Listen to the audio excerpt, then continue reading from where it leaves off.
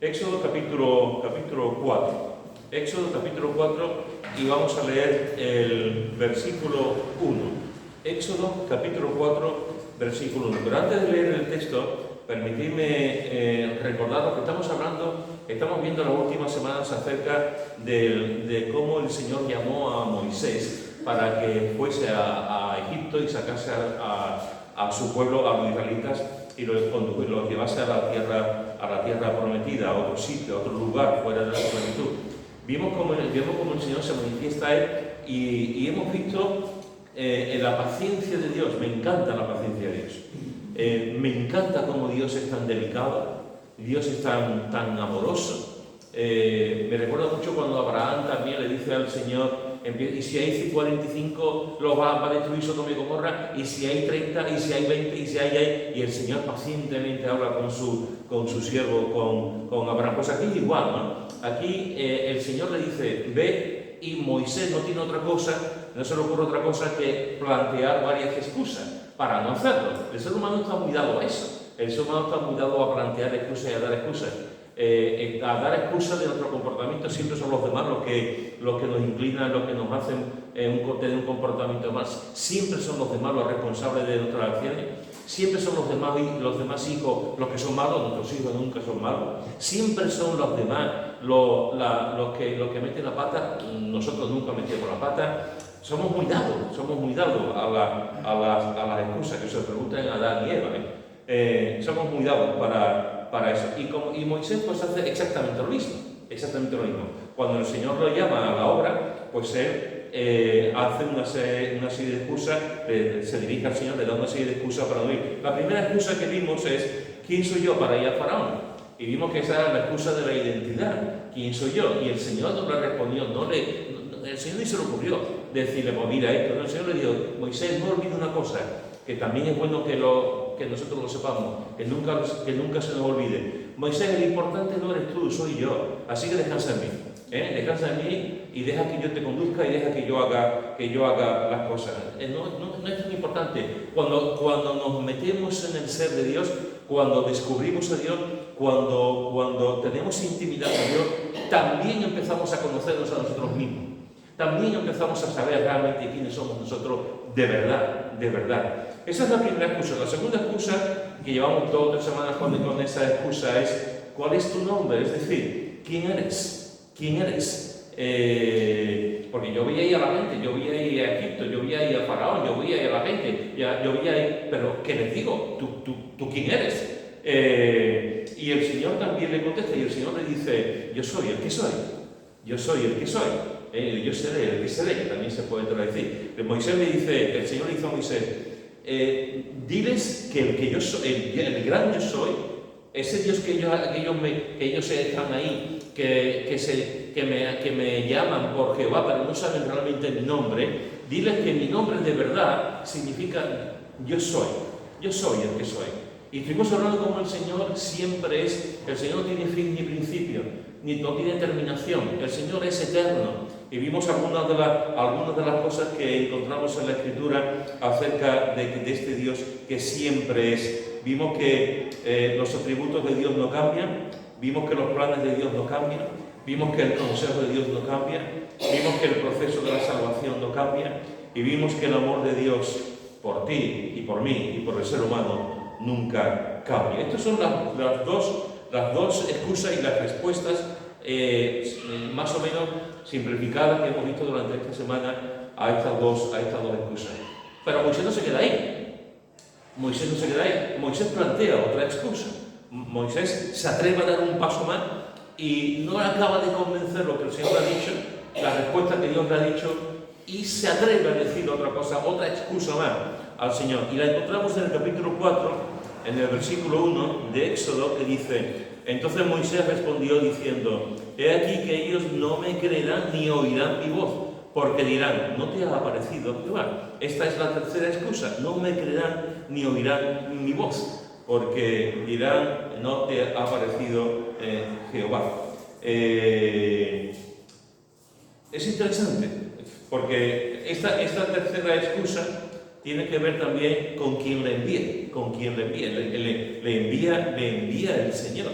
Él tendría que ir con la autoridad, con la convicción de que el Señor la ha mandado, de que el Señor la ha llevado. Eso tendría que ir, oye, Dios me ha dicho que vaya a Egipto, yo tengo que ir con fuerza, con seguridad, porque ha sido Él el que me ha mandado a la misión. Pero la tercera excusa tiene que ver con esa inseguridad, tiene que ver, no me creerán, ni oirán mi voz, porque me van a decir, ¿y tú quién eres? ¿A ti te ha parecido Dios de verdad? Tú me estás hablando, estás diciendo estas cosas, pero ¿de verdad Dios te ha parecido?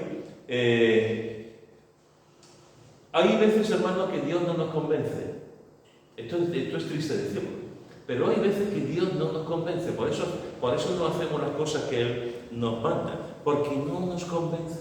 Hay veces que Dios nos argumenta, Dios nos dice en su palabra, nos enseña en su palabra, pero no le prestamos atención a lo que Dios está diciendo en su palabra. No permitimos que Él entre en nuestra intimidad, en nuestro corazón, en esas cámaras secretas que cada uno de nosotros tenemos, y no permitimos que el Señor nos hable, porque no queremos que nos convenza. Porque si el Señor nos convence, nuestras vidas van a cambiar por completo. Ya cambiaron cuando creímos en Cristo. Ya cambiaron cuando creímos en Él. Ya cambiaron cuando fuimos cambiados, renovados, transformados, redimidos por Cristo. Pero ese cambio también significa un cambio constante. Un cambio constante de nuestra vida, un cambio de propósito, de sentido. Un cambio de orientación en nuestra vida. Y a veces, hermano, aunque hemos creído, aunque tenemos la seguridad de la salvación, aunque sabemos que vamos a ir al cielo, pero este trocito es mío. Esto es mío. Aquí no quiero que se meta nadie, ni siquiera el Señor. Aquí esto es mío por muchos años. Esta mentalidad, esta cosa que tengo, este secreto que tengo, yo no quiero que aquí el Señor se meta, porque si se mete lo tengo que quitar. Y se mete, el Señor también me va a sacar de ahí un montón de cosas y yo estoy contento como estoy. Estoy contento con la situación, con la que vivo. Y planteamos mil excusas, mil cosas. Argumentamos delante de Dios porque no nos convence los planes, los pensamientos, la palabra de Dios para nosotros. Porque en definitiva el ser humano y los creyentes también, dependiendo de la madurez que uno tenga, dependiendo de lo santificado que uno esté, dependiendo de la comprensión espiritual que tenga, también los creyentes podemos caer en poner excusas, siempre a la cosa que el Señor nos hace. Todos conocéis de sobra aquel hombre que el Señor le dice, vete a tal sitio, vete a tal lugar, allí hay una nación y quiero que vayas a ese lugar y prediques allí el arrepentimiento. Y todos conocemos la historia. Todos conocemos la historia como ese hombre dice, no, yo no voy allí. Y cómo se va en un barco, se mete en el barco, se mete hasta el último del barco, se queda allí dormido, porque no quiere ir a los asirios, no quiere predicarles allí a los asirios, porque él no quiere sencillamente hacerle caso a la voz de Dios. Y se mete en un barco para ir a Tarsis y quiere escapar de la presencia de Dios. No le quiso prestar atención realmente al mandato de Dios. Todos recordáis a aquel joven profeta. Todos recordáis a aquel joven profeta que el Señor le dice desde el principio de su ministerio, dice, te voy a mandar a las naciones. Y todos recordáis que aquel joven profeta llamado Jeremías decía, yo soy un niño, yo no sé hablar tampoco, yo no sé cómo hacer las cosas. Y el Señor le dice, no te preocupes, Jeremías, no te preocupes, yo voy a estar contigo. Pero en principio cuando le dice, ve a las naciones, el profeta Jeremías no quiere tampoco, se ve incapaz, no quiere prestar atención a lo que el Señor le está diciendo, como cuando no quiso prestarle atención. Eso somos nosotros. Nosotros muchas veces el Señor nos dice, tienes que ir a la iglesia, y nosotros decimos, no. El Señor nos dice, tienes que ofrendar, y nosotros decimos, no. El Señor dice, tienes que perdonar, y nosotros decimos, no. El Señor te dice, tienes que dar un buen testimonio en tu trabajo, y nosotros decimos, no. No tienes que gritar, y decimos nosotros, con lo bien que se me da gritar, como que no voy a gritar. Le voy a gritar a toda la gente, a mi marido, a todo el mundo le voy a gritar. El Señor nos dice las cosas que tenemos que hacer, pero ponemos excusas para no hacerlo. ¿Tú estás incluido en eso? ¿Tú alguna vez has puesto excusas delante de Dios para no hacer lo que Dios te ha dicho? ¿Tú alguna vez le has dicho al Señor, Señor, sé lo que me estás diciendo, pero no quiero hacerlo? Señor, sé lo que me estás diciendo, sé lo que estás demandando de mí, pero no quiero hacerlo. Por los motivos que sea, no quiero hacerlo. Fíjate que Moisés da dos razones para no ir a Egipto, para no hacer caso de la voluntad de Dios. Dos razones que van unidas. No me creerán y no oirán mi voz. No me creerán y no oirán mi voz. Pero esto mismo es lo que pasa hoy en día. Esto mismo es lo que pasa hoy en día en la Iglesia de Dios. Esto mismo es lo que pasa hoy en día en muchos creyentes. ¿Para qué voy a predicar si nadie va a escuchar? ¿Para qué voy a compartir el Evangelio si nadie me va a prestar atención? ¿Para qué voy a ir a un lugar, a un sitio determinado, si voy a predicar en el desierto? ¿Para qué voy a repartir folletos si lo van a tirar a la calle? ¿Para qué voy a ir puerta por puerta porque se me van a confundir con un testigo de Jehová? ¿Para qué voy a hacer esto? ¿Por qué voy a hacer esto? ¿Por qué? Y estoy cansado de ver a creyentes que vienen a la iglesia, que alaban al Señor, que cantan, y siempre están poniendo excusa para no predicar el Evangelio. La gente no nos va a prestar atención, la gente está muy dura. España es el país donde los misioneros se hunden y se les entierran. En España no hay crecimiento, en España hay muchas iglesias que se dividen, en España la gente es muy hostil. En España, estoy cansado de escuchar ese tipo de argumentos, de que no salimos a la calle a predicar porque la gente está cansada, porque la gente nos va a confundir con otra religión, porque la gente no va a prestar atención, porque la gente es muy dura, porque la gente es muy pecadora, porque mil motivos que tenemos para no predicar el Evangelio. ¿Quién me va a escuchar? ¿Quién me va a oír? Si España, Sevilla está como está, ¿quién lo va a hacer? Y se nos olvida un pequeño detalle en todo esto. Se nos olvida un detalle que para mí es muy importante, hermanos y hermanas. Se nos olvida que la obra es de Dios, no es nuestra. La obra es de Dios. Dios nos dice y predicar, y anunciar el Evangelio. No nos dice, no nos plantea ningún tipo de imposibilidad, porque el Dios de lo imposible va con nosotros. Y si el Dios de lo imposible va con nosotros, todo es posible. Absolutamente todo en nuestra vida. Pero estamos ahí continuamente con excusa, para no predicar, para no ir a las misiones, para no compartir el Evangelio. Pero Dios es el que está con nosotros. Y si Dios está con nosotros, ¿quién contra nosotros? Si Dios es el que abre las puertas, ¿quién las va a cerrar? Si Dios es el que nos va a acompañar y el que va a destruir los gigantes, ¿qué gigantes se van a poner en nuestras vidas? Estamos llamados a predicar el Evangelio, estamos llamados a compartir el Evangelio, estamos llamados a anunciar el Evangelio a la gente. Y no podemos estar solamente diciendo, son muy duros, no nos van a creer, aquí somos muy bonitos, estamos muy bien, somos una pequeña manada muy feliz, y entre nosotros, pero el mundo se pierde. El mundo se pierde, la gente va a borbotones al infierno, están separados de Dios. Y nosotros estamos muy contentos entre nosotros sin compartir el Evangelio porque nadie va a creer en nuestro anuncio. Dejadme deciros, hermanos y hermanas, que evangelizar es un mandato, es una orden de Dios. Cada vez que aparece la expresión de ir por el mundo, de predicar el Evangelio, de ir a las naciones, siempre es tan imperativo, es un mandato. A veces me sorprende mucho algunas oraciones, por ejemplo, algunas veces escucho a algunos hermanos decir, Señor, dame un espíritu de evangelismo, Señor, dame un espíritu para predicar todo. ¿Cómo que tiene un espíritu? Pero si lo está diciendo, si es un mandato, aquí no hay cuestión de dame un espíritu, Señor, dame un deseo, pero ¿qué deseo? Dame una voluntad para predicar, pero si la voluntad de Dios ya está muy clara. Nos hacemos a veces unos galimatías con esto de la voluntad de Dios y de las cosas. Aquí no es cuestión de sentimiento, aquí no es cuestión de dame la fuerza, dame la valentía. El Señor te dice, ve a todas las naciones y predica.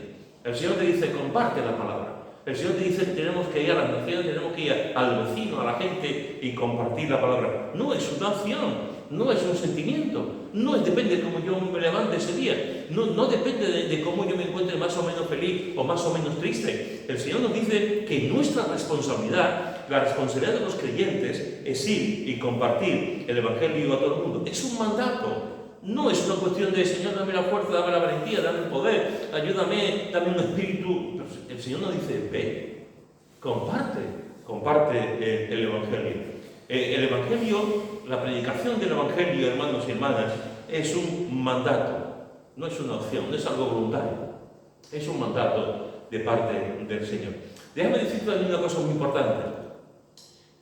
Según las estadísticas, el 90-95% de los creyentes no llevarán a los pies de Cristo a ningún alma.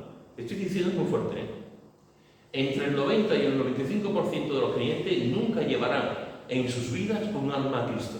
Después habrá un 5 o un 10% de creyentes que llevarán almas a Cristo, que predicarán el Evangelio y la gente se convierte. Esto son estadísticas. No estoy hablando, son estadísticas, nada más. Para mí es un poco exagerado, pero bueno, son estadísticas. Sea un 60, sea un 70, sea un 80%, hay muchísima gente, muchísimos cristianos que nunca van a llevar a ningún alma a Cristo. Claro, nuestra responsabilidad no es llevar ningún alma a Cristo, eso es una responsabilidad de Dios. Dios es el que nos da la fuerza, el poder, y es el Espíritu Santo el que convence, nosotros no convencemos. Pero sí es nuestra responsabilidad predicar. Sí es nuestra responsabilidad compartir el Evangelio. Sí es nuestra responsabilidad ser embajadores de Cristo, de compartir el Evangelio con la gente que tenemos alrededor.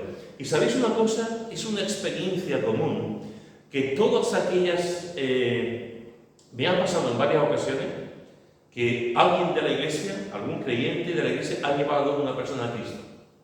Y cuando viene a hablar conmigo y me dice, pastor, ¿qué? El martes oré con una persona, oré con un vecino, oré con un compañero, oré para que orase para recibir a Cristo. Sí. Y recibió a Cristo. Estoy súper contento. Pedro, que estoy súper contento. Siempre es lo mismo, siempre es el denominador común. Cuando un creyente lleva a otra persona a Cristo, siempre hay gozo. Siempre hay gozo en el alma. No hay mayor gozo que una persona, que un creyente que diga, he orado con esta persona para que esta persona conozca a Cristo. No hay mayor gozo que ese. Cuando tú compartes el Evangelio y alguien se convierte, tú no vienes a la iglesia o llegas a tu casa a las 2 y pico de la tarde del instituto, del seminario, de tu trabajo, y llegas a tu casa y dices, Manolo, ¿qué? Esta mañana en el trabajo he orado con una persona que recibirá a Cristo. ¿A que tú no lo dices así? ¿A que tú no dices eso? ¿A tú llegas a tu casa y dices a tu mujer, niña, que te acuerdas del compañero de Adolfo que hemos estado orando por él? Sí. He orado con él esta mañana. Ha creído en Cristo. Ha aceptado a Cristo. ¡Wow! Eso es siempre la misma experiencia. La experiencia de alegría, de gozo, de emoción, de aventura, de haber llevado a una persona a Cristo. El Evangelio, cuando compartimos el Evangelio y la gente recibe a Cristo, eso es un gozo inenarrable, es un gozo tremendo, es un gozo maravilloso, porque no hay nada en este mundo más sorprendente, más maravilloso, porque entre otros motivos estamos para eso, de que una persona realmente conozca a Cristo. Y si uno es el vehículo que Dios ha usado, el instrumento que Dios ha usado, para que una persona conozca a Cristo, eso es el gozo que te da, la alegría que te da, la vitamina que te da, realmente es tremendo. Por eso los creyentes que llevan almas a Cristo siguen predicando, porque han experimentado el gozo de llevar a personas a los pies de Cristo. Evangelizar, hermano, es un mandato. Evangelizar también es un gozo. A veces la gente se convierte, en otras ocasiones la gente no se convierte, pero el hecho de predicar el Evangelio, el hecho de coger un coche y tú te vayas a Éfrica a repartir el Evangelio de Juan, no te va a cambiar el mundo, no te va a cambiar la vida, pero ese día seguramente será un día muy feliz, un día muy, muy alegre para ti, porque has hecho algo para la extensión del reino, para compartir el reino. O a lo mejor un día estás esperando un autobús y le das un folleto a una persona que está en la parada del autobús. A lo mejor un día pasas por un sitio y tienes algo y echas un buzón. O sea, cuando hacemos algo para la extensión del reino de Dios, hay un profundo gozo en nuestro corazón. Y si encima esa persona cree en Cristo, pues el gozo se multiplica por dos. El evangelizar es un mandato, evangelizar es un gozo, y evangelizar, hermanos y hermanas, es nuestra responsabilidad. Nuestra responsabilidad. No es la del otro, no es la aquella iglesia, la otra iglesia, es nuestra responsabilidad. No es la del pastor, no es la de los diáconos, no es la de... es nuestra, es tuya y mía. El Señor aquí no hace distinción. Todos somos evangelistas en ese sentido. No todos tenemos el don de evangelismo, pero todos somos evangelistas y todos tenemos que predicar el evangelio. Es nuestra responsabilidad y tenemos que hacerlo. Tenemos que hacerlo con responsabilidad, con gozo, con alegría y con un sentido profundo de agradecimiento a Dios que nos permite compartir el evangelio. Es nuestra responsabilidad. Y de vez en cuando Dios nos da maravillas, hace maravillas con eso. No sé si alguna vez yo he contado. Hace muchos años, cuando estaba yo en el grupo de jóvenes de Nueva Vida, por cierto, cuando estábamos en el Plantinar, íbamos casi todos los días salimos a predicar. Y una vez fuimos a Juncal y estábamos predicando en el Juncal. Predicaba yo, casi siempre era yo que predicaba. Y estábamos allí predicando. No sé si aquel día estaba Pepe, estábamos predicando en una plazoleta allí en el Juncal y de pronto pues una persona empezó a decir ¡mentira! ¡mentira! ¡eso no es verdad! Y aquí la gente, todo el mundo allí, y yo allí predicando y todo el mundo allí ¡mentira! Y claro, tú dices, ¿y aquí qué hago? Me voy a le di un vapor. Entonces, sigues predicando, sigues allí, pero él ponía a la gente en contra. Y cuando ya terminé de predicar, que después hubo varias canciones, le dije a un hermano, quédate aquí con el grupo, y yo me dirigí a la persona, y me fui a la persona. Y la persona era un basilisco, allí gritándome que eso no es verdad, que la religión es el opio del pueblo, que aquí lo que tiene que haber es un comunismo, que aquí lo importante. Estuve 2 horas, casi 2 horas hablando con esta persona, bueno, 2 horas, porque el que hablaba era él. Y venga a gritar, y los demás jóvenes ya habían terminado la reunión, los demás jóvenes unos estaban hablando con uno, estaban hablando con otro, otros jóvenes estaban entre ellos. Y yo me quedé casi 2 horas hablando con esta persona. Terminamos el tiempo de hablar. Cuando ya se serenó, yo pude compartirle algo, pude compartirle el Evangelio, le pude decir algo. Le saqué un Nuevo Testamento que yo tenía, porque habíamos llevado un Nuevo Testamento, le regalé, le di el Nuevo Testamento y me dijo que no lo quería. Que no quería el Nuevo Testamento. Que eso era opinión, que eso no sirve para nada. ¿Vale? Le di las gracias y tal. Y algunos jóvenes y yo, pues cuando eran, ya no sé si eran ya las 8:30 o las 9 de la noche, no me acuerdo muy bien, era verano, pues nos metimos en un bar que había por ahí por a tomar un refresco, y estoy tomando allí con los jóvenes el refresco y noto aquí que me dan en la mano, me dan aquí en el hombro. Me vuelvo y era este hombre. Y me dice el hombre, ¿me puedes dar el librito que me has dicho que me ibas a regalar? Y digo, sí, toma. Y le di el Nuevo Testamento. Salí fuera del bar con él. Y a partir de ese momento este hombre fue otro, completamente diferente. Yo no sé lo que pasó en el corazón de este hombre, pero fue otro hombre completamente diferente.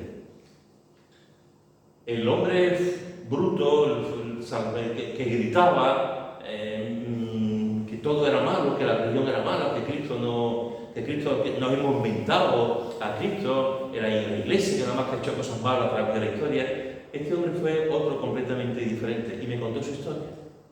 Me dijo que era divorciado. Estoy hablando de aquella época, tenía yo 18, 19 años. Que era divorciado, que la mujer lo había dejado, que estaba sufriendo mucho, que estaba muy solo. Y de alguna forma, cuando vio esa reunión, cuando vio a mí predicar y tal, de alguna forma todo eso cristalizó en esa ira, en ese enfado que él tenía. Y después, cuando cogió el Nuevo Testamento y me explicó toda su situación, le dije 2 cosas. Lea usted el Nuevo Testamento. Dios le va a hablar del Nuevo Testamento. Y le dije, ¿me permite orar por usted? Y el hombre me dice, orar. Digo, sí, me gustaría orar por usted, si a usted no le importa. Y me dijo, bueno, y oré por su situación. Ya no lo vi más, Terminó aquello, salimos ayer a las 10 y pico, a las 11 de la noche, ya no lo he vuelto a ver en mi vida. Pero eso es lo que hace el Evangelio. El Evangelio hace de gente violenta, de gente con ira, de gente enfadada, de gente... El Evangelio nos cambia por completo. Yo no sé lo que ocurrió en él. Yo no había planteado la misma cosa de que él se convirtió, fue una iglesia, porque no tengo ni la menor idea. Pero yo sí sé que se regaló un Nuevo Testamento. Y sí sé que pude orar con él, por él, mejor dicho, y con él, aquel día. Es nuestra responsabilidad predicar el Evangelio. Es nuestra responsabilidad y tenemos que hacerlo con alegría y con gozo. A veces, hermanos, como estoy diciendo, nos encontramos con personas que te dicen, he repetido muchas veces en mi vida y lo voy a seguir repitiendo, aunque me duele repetirlo, he repetido muchas veces que me he encontrado en el pueblo de Dios a los mayores escépticos. Me he encontrado en el pueblo de Dios a los mayores ateos.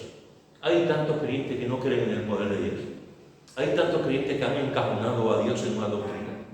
Hay tantos creyentes que no creen que realmente Dios sigue haciendo milagros. Hay tantos creyentes que no creen en lo sobrenatural. Y que piensan que ya ni es el tiempo de milagros, ni es el tiempo del poder de Dios, ni es tiempo... O sea, hemos encuadrado a Dios en un cuadrito y de ahí no sale. Hemos domesticado a Dios. Hay muchos creyentes que han domesticado a Dios. Como si a Dios se le domesticara, como si a Dios lo pudiéramos poner en un cuadrito. Pero esa es la mentalidad que hay mucho hoy en día. Los primeros que no creemos en los milagros somos los creyentes. Los primeros que no creemos en el poder sobrenatural somos los creyentes. Los primeros que no creemos en que la gente se va a convertir cuando predicamos el Evangelio somos los creyentes. ¿Para qué veía la gente si no se va a convertir? Si la gente es muy dura. Si aquí Sevilla está llena de demonios, si Sevilla está llena de idolatría, y no nos creemos realmente que la gente se vaya a convertir, porque somos escépticos, porque los creyentes que deberíamos de ser los primeros en tener fe, en ese sentido muchas veces no lo tenemos. Mirad lo que dice en Hechos, en el capítulo 17, Hechos, capítulo 17, Hechos 17, versículo 32 al 34. Hechos 17, versículo 32 al 34. Dice: pero cuando oyeron lo de la resurrección de los muertos, unos se burlaban y otros decían, ya te oiremos acerca de esto otra vez. Y así Pablo salió de en medio de ellos. Mas algunos creyeron, juntándose con él, entre los cuales estaba Dionisio de Areópago, una mujer llamada Damaris, y otros con ellos. Aquí encontramos cómo el apóstol Pablo está predicando en Atenas. No voy a meter en el asunto de la predicación en Atenas. Es una predicación que podemos estudiar tranquilamente y ver tranquilamente en casa. Pero hay muchos eruditos, muchos comentaristas que piensan que esta predicación, por diversos motivos, fue un fracaso. Hay algunos comentaristas que te dicen que Pablo tuvo mucho más éxito en otras situaciones, en otros lugares, en otras ciudades, que Pablo aquí digamos, no quiso predicar como él estaba acostumbrado a predicar, sino que quería hacerlo desde un punto de vista filosófico, igualarse a los filósofos que había en Atenas. Y algunos dicen que realmente Pablo no tuvo éxito. Yo no sé el libro, lo que ellos leen, pero en mi Biblia no dice eso. En mi Biblia dice que cuando oyeron lo de la resurrección de los muertos, que él hablaba de la resurrección, cuando oyeron de la resurrección de los muertos, unos se burlaban. Muy bien. Cada vez que predicamos el Evangelio, cuando comentamos el Evangelio, siempre habrá alguien que se burle. Siempre habrá algo que se ríe. Siempre habrá alguien que te diga, ¿y tú te crees eso? Siempre habrá alguien que piense que tú no eres inteligente, que tú eres una persona débil, que tú no tienes convicciones y que contigo es muy fácil jugar. Porque si tú crees en la resurrección de los muertos, tú no eres inteligente, ni tienes una capacidad analítica, ni nada de nada. Siempre habrá gente que se burle. Se burlaron de Jesús. ¿Cómo no se van a burlar de nosotros? Siempre habrá gente que se burlen, que usen la ironía, o que tienen piedra, como a mí una vez me tiraron una piedra en la plaza no me va a predicar. Siempre habrá gente así. Después dice, y otros decían, ya te oiremos acerca de esto otra vez. También siempre habrá este grupo. Alguien que tú le hablas al Evangelio y que tú dices, bueno, lo pensaré. Bueno, oye, me ha gustado esto, pero bueno, lo voy a pensar. Ya hablaremos en Van posponiendo la realidad. No te dicen que no, tampoco te dicen que sí, simplemente es, ya hablaremos de esto otra vez. Hay una puerta abierta ahí, que en un momento dado ya no te dicen otra cosa. Bueno, ya hablaremos. Está bien, hay gente que se burla, efectivamente. Hay gente que pospondrán, que dirán más adelante, ahora esto no me interesa cuando me jubile, cuando ya no estoy trabajando, cuando ya mis hijos dejen de crecer, entonces ya me preocuparé por la religión, ¿no? Pero fijaros que dice en el versículo 34, mas algunos creyeron. Mas algunos creyeron, unos se burlaron, otros dijeron para otra ocasión, pero algunos de aquellas personas creyeron y nos da los nombres: Dionisio el Areopagita, una mujer llamada Damaris, y fíjate, dice, y otros con ellos. Esos otros con ellos en plural, no sabemos cuántos eran. Nos da dos nombres personales, pero los otros no sabemos cuántos eran. Podían ser 4, podían ser 20, no sabemos cuántos eran. Hubo un grupo de personas que se convirtieron. Me recuerda cuando Jesús está contando la parábola del sembrador y nos dice que hay 4 terrenos. 4 terrenos. Y nosotros siempre pensamos en los primeros 3 terrenos. Siempre pensamos en los 3 terrenos. Nunca pensamos en el último. Siempre pensamos en los 3 primeros. Que si viene el pájaro y se lo lleva, que si el pájaro es el diablo que se lleva el evangelio implantado, que si las cosas de este mundo, que si las raíces, que si las espinas, siempre pensamos en los 3 terrenos. Pero ¿y el cuarto? ¿Y el cuarto? Donde la semilla cayó y fructificó. ¿Y el cuarto donde realmente dio fruto? ¿Y el cuarto que realmente conoció al Señor? De eso nunca hablamos. Por eso tenemos que predicar el Evangelio, hermanos. Porque habrá gente que se burle, sí. Habrá gente que dirá, más adelante, sí. Habrá gente que dirá, vienen los problemas, vienen las cosas, viene el afán, la riqueza. Vale, perfecto. Pero siempre habrá un terreno abonado para el Evangelio. Siempre habrá un terreno abonado donde un corazón como Lidia se abre, que el Señor abre ese corazón para que realmente esa persona pueda conocer a Cristo. Nosotros cuando predicamos el Evangelio no conocemos el terreno. Cuando yo hablo con una persona, yo no sé el terreno que estoy. Nadie sabe el terreno, nadie sabe lo que hay en el corazón de una persona. Absolutamente nadie. Dios sí. Por eso nuestra responsabilidad es como el agricultor, el sembrador, echar la semilla. Echar la semilla. Porque no sabemos el terreno. Tampoco sabemos de esas personas quién se va a burlar de nosotros. No sabemos lo que van a decir por la espalda, no sabemos. Pero también sabemos que algunas de esas personas pueden llegar a conocer a Cristo. Eso es lo importante. Eso es lo importante. Y tenemos que estar convencidos. Ustedes os imagináis Francisco cuando predique, Fernando cuando predique, Joti cuando predique, Raquel cuando predica, Lara cuando predica, en los viernes alguno de vosotros que llegue, cuando se dé el estudio, ¿os imagináis que uno de ellos, lo que he mencionado, o yo mismo, vengamos al púlpito, prediquemos aquí la palabra de Dios y no nos creamos lo que estamos predicando? ¿Ustedes os imagináis que yo esté predicando sobre evangelizar y yo mismo soy el primero en que no cree que la gente se va a convertir? ¿Qué estoy haciendo? Dios me pedirá cuenta. Dios me pedirá cuenta porque estoy enseñando algo que ni yo mismo me lo creo. O alguno que venga a predicar y hable sobre la santidad y está tan cansado y le han hecho tanto daño que diga, la iglesia nunca es santa. Y alguno está predicando sobre la santidad, pero está tan escarmentado que te dice, la iglesia yo predico la santidad, pero aquí no hay ninguno santo. Por el dolor que tenga. Tenemos que creernos lo que decimos. Tenemos que creernos, porque eso es lo que la palabra de Dios nos enseña. Tenemos que creer que tenemos detrás de nosotros y en nosotros y por nosotros tenemos a Dios en nuestra parte. Y el Señor nos dice que prediquemos el Evangelio, que prediquemos con fe, con poder. Y no es nuestra responsabilidad llevar a la persona a Cristo. Nuestra responsabilidad es predicar el Evangelio. El Espíritu Santo es el que convence. El Espíritu Santo es el que redarguye. El Espíritu Santo es el que hace que la persona realmente se dé cuenta que es pecador delante de Dios. Y habrá gente de todo tipo. Y el Señor nos dice, es verdad, habrá gente de todo tipo. Pero tu responsabilidad es echar la semilla. echar la semilla, compartir la semilla, compartir la palabra. En Romanos, en el capítulo 1, en un texto muy conocido, versículo 16, dice, Romanos capítulo 1, versículo 16, porque no me avergüenzo del Evangelio, porque es poder de Dios para salvación a todo aquel que cree, al judío primeramente y también al griego. No me avergüenzo del Evangelio, porque es poder de Dios para salvación. Esto es algo tremendo, hermanos y hermanas. ¿Por qué predicamos el Evangelio? Porque es poder de Dios. No es poder de nosotros, es poder de Dios.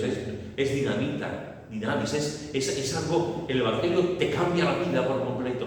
Y nosotros tenemos que compartir, predicar ese Evangelio que cambia por completo. La dinamita, hermanos y hermanas, ha hecho posible que hoy en día hayan ferrocarriles, trenes que pasen por montañas.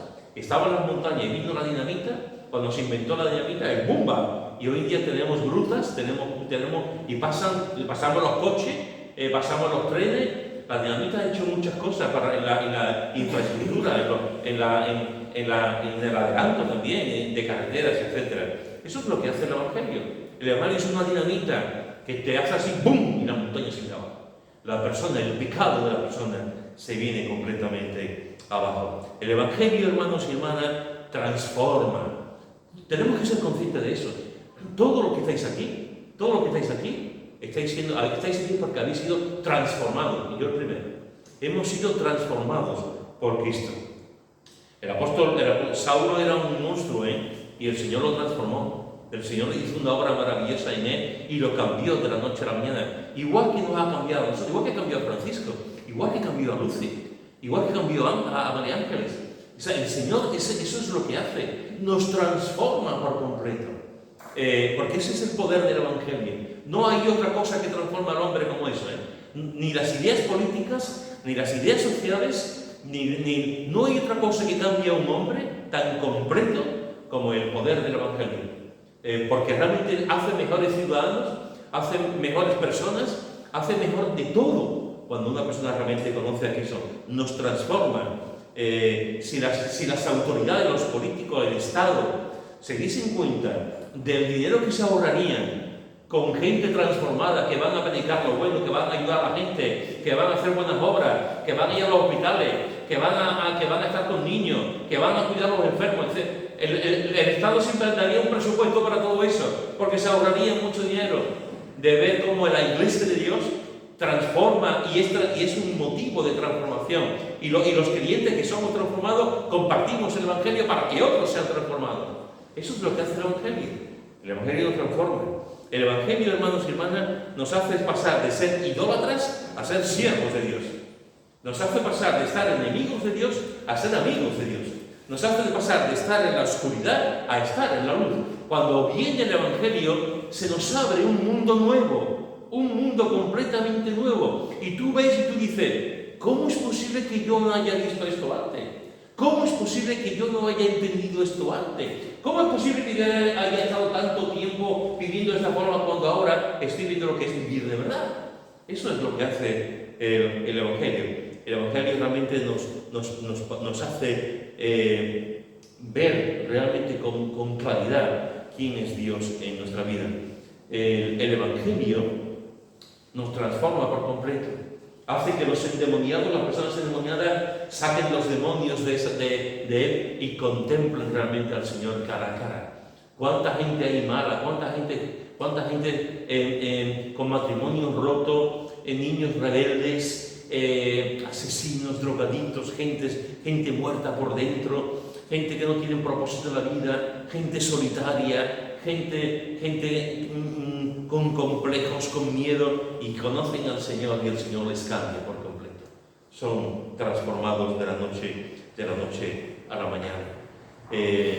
Personas duras, personas crueles, personas con ira, personas que son leones y conocen al Señor y se convierten en corderitos. Y tú dices, esta persona antes daba miedo y ahora lo que te da ganas de abrazarla. Porque eso es lo que hace el Señor. El Señor te transforma y te cambia. Pasamos de ser inútiles a útiles, que se lo preguntan a Filemón. Pasamos de ser inútiles a útiles. De no hacer cosas delante de Dios, de darle la espalda a Dios pasamos a trabajar para el Señor y hacer la obra de Dios. Hermanos y hermanas, cuando prediquemos, cuando compartamos con los vecinos, con los amigos, con los compañeros de trabajo, cuando compartamos el Evangelio, creámoslo en el poder de Dios.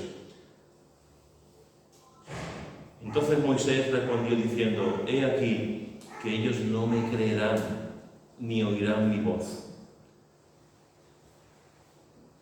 Ojalá que esto no sea para nosotros. Ojalá que esto no sea para nosotros. El Señor le da una respuesta que lo veremos la semana que viene.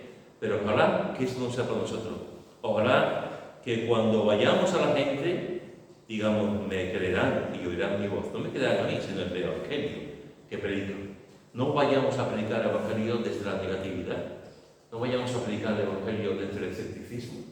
No vayamos a predicar el Evangelio creyendo que realmente Dios no va, que la gente no se va a convertir. Se va a convertir.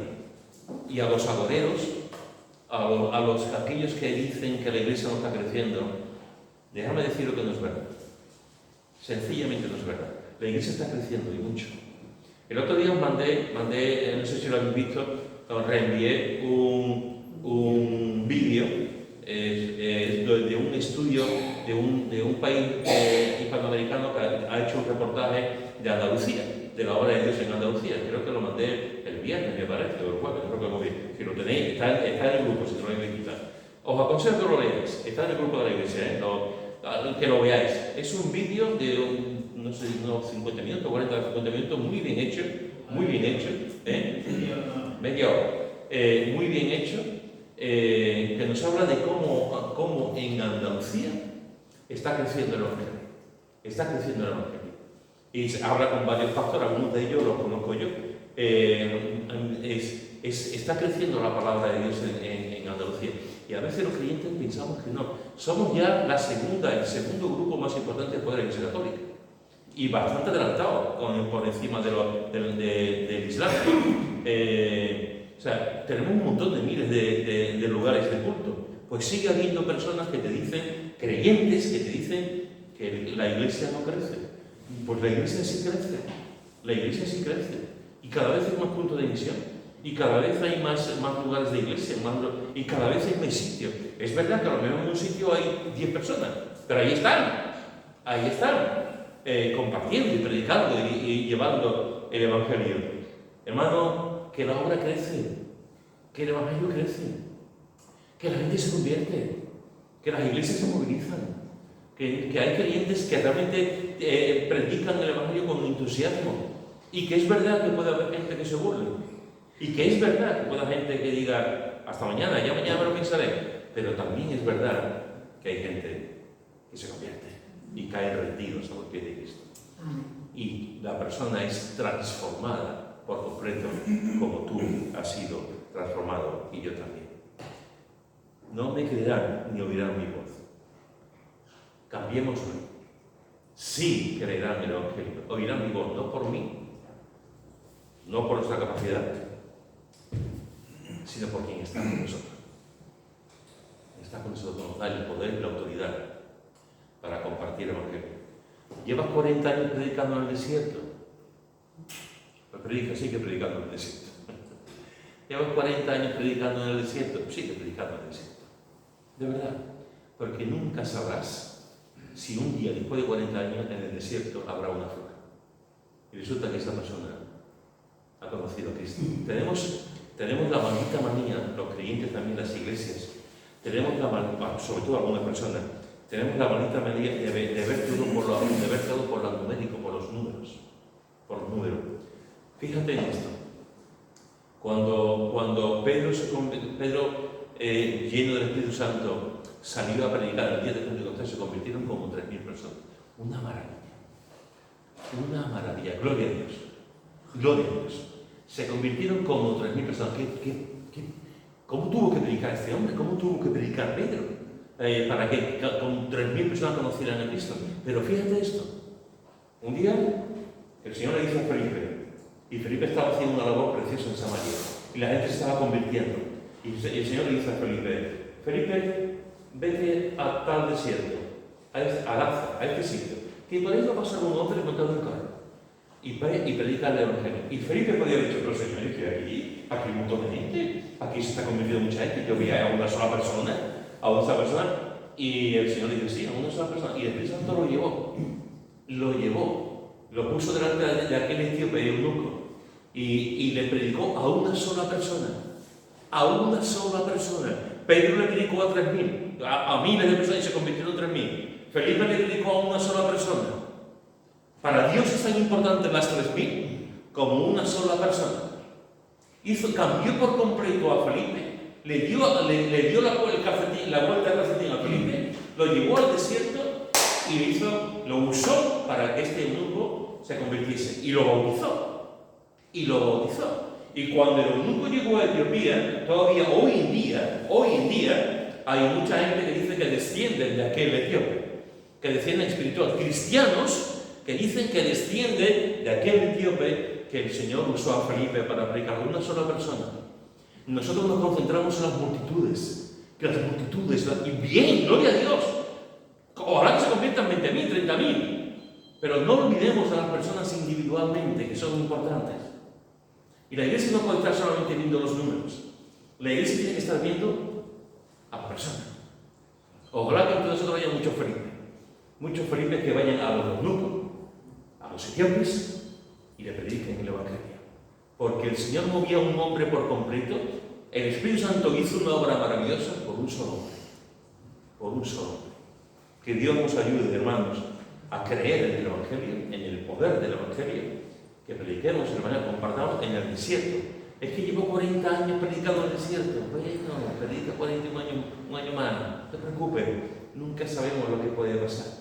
El otro día cuando me enteré, cuando lo de Écija, yo no le dije nada a Lara, porque digo, ya bastante historia tiene ya la criatura. Pero cuando me comentó, me enteré que iba a ir, y ella me dijo, ¿hay aquí alguna iglesia en Écija? ¿Hay iglesia? ¿Hay grupitos ahí en Écija? Yo he conocido a lo largo de mis años diversos grupos en Écija. Conocí a un misionero que se llamaba Rafael, hace ya muchos años, con su esposa, de la misión TIM, allí en Écija. Tuvo 3 o 4 años, acabaron mucho polvo los dos. Acabaron quemados los dos, el matrimonio acabó quemado. En aquel tiempo, estoy hablando de hace 30 años, en aquel tiempo nadie se convirtió con ellos, estuvieron 3 o 4 años con el misionero en Écija y se fueron quemados el matrimonio. Quemados. Pero la historia de Écija sigue. La obra de Dios sigue. Rafael y su esposa, que no me acuerdo ahora cómo se llamaba, se estuvieron ahí, estuvieron sembrando. Uno nunca sabe lo que siembra. Y uno nunca sabe quién viene detrás. Yo sembré. Pablo sembró, pero la obra es de Dios. No lo olvidemos, hermano. La obra es de Dios. Y donde pensamos que no hay nada, el Señor saca una flor.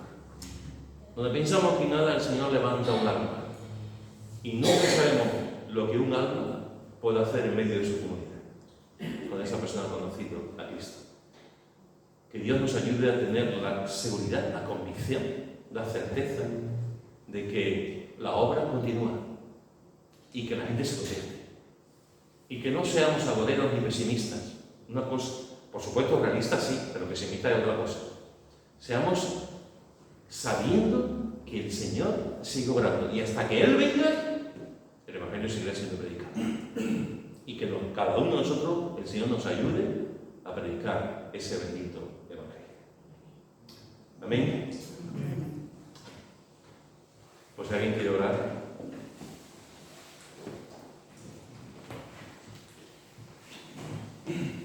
Así es, Padre. Te doy gracias.